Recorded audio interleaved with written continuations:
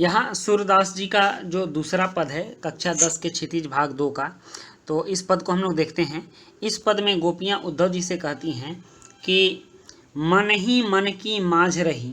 कह रही हैं कि हमारे मन में जो छिपी बात थी वो मन में ही रह गई, ठीक ना। कहिए जाए कौन पे उद्धव नहीं परत कही, वो कह रही हैं कि अब तो हमसे यह कहा अधिक कही भी नहीं जाती,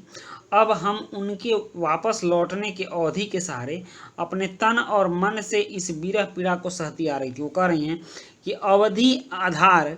आस आवन की, उनकी आवन की आस की अवधि से कि वो आ जाएंगे, इस बात को जान करके मन में लेकर के तन मन बिथा सही, तन और मन के बिथा, बिथा मतलब दर्द होता है, उसको हम लोग सह रहे थे।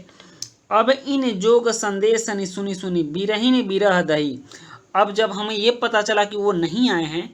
और हमारे लिए योग संदेश पठाए हैं, मतलब जो योग साधना का संदेश पठाए हैं, तो इस योग साधना को सुन सुन करके हमारा जो विरह है वो विरह की आग में हम अब इस विरह की आग में दही मतलब जलने लगी हैं, ठीक।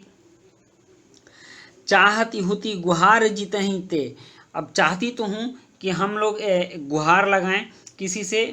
पुकार लगाना चाहती थी। अब उसी स्थान से योग संदेश रूपी, हम अपनी रक्षा के लिए जिससे पुकार लगाना चाहती थी, वहीं अब योग संदेश रूपी जल की प्रबल धारा उतते धार बही, कह रहे हैं कि जल योग संदेश की प्रबल धारा बह रही है, जिसमें कि हम लोग बह कर ही रहेंगी और वो हमारी प्राण लेकर के रहेंगी। हम लोग उस धारा में, योग संदेश के धारा में बह जाएंगे और हमारे प्राण चले जाएंगे।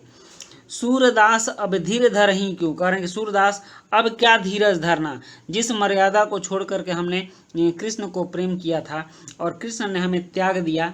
ठीक ना, अपनी सभी मर्यादाओं को त्याग दिया, उन्हीं कृष्ण के द्वारा हमें त्याग देने से, जिस हमने अपनी मर्यादा त्याग करके कृष्ण को प्रेम किया था,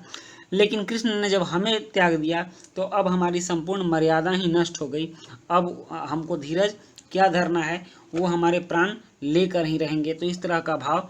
इस मन ही मन की माझ में है, इसके दूसरे पद में है। आइए हम नेक्स्ट तीसरा पद देखते हैं कि तीसरे पद में सूरदास क्या कहते हैं।